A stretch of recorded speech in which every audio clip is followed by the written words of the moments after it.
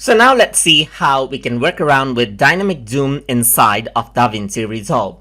So in order to work around with dynamic zoom, you can go around over here on this section and click on it to get the effect options, as you can see right here. You can go around over here onto the inspector right here, and here you can see that you can go around and enable dynamic zoom from here.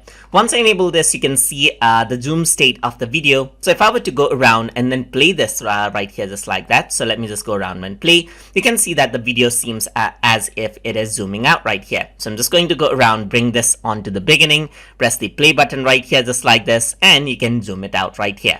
So if I were to go around and then disable this right here, then you won't see it zooming in because the zoom has not been applied right there. So if I were to turn on dynamic zoom right here, you can see that that is what you have right here. It zooms in and then it zooms out right here onto the end. You can choose to smooth it out by using ease in option right here. So if I were to start from the beginning and press the play, you can see that there's the easing in, which makes the zooming process much more smoother. Or you can go around and ease it out over here as well and see the results right here. It starts out fast and then it ends out slow. You can add in both ease in and ease out to let it start fast, and then that is to let it start slow and end slow as well. And in between, it picks up speed right there.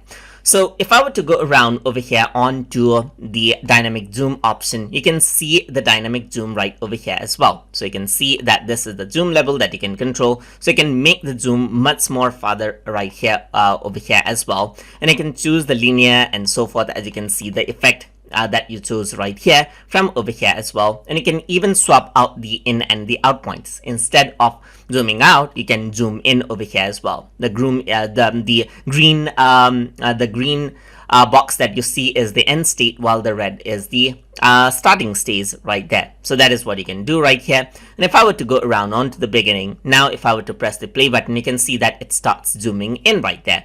But I don't want it to zoom in over here. So let me just go around over here and move, let's say for example, let me just press Ctrl Z, select out the red portion right here, and then you can move around the red portion over here as well. So let me just go around, select out the red portion. You can go around over here, move it out onto the top right here just like this. And then what happens is that if I were to go around onto the beginning, now you can see that it actually focuses on the person right there. So I'm just going to go around onto the beginning, press the play button, and then what happens is that it zooms in onto that person's face right there, according to how we chose the in and out points.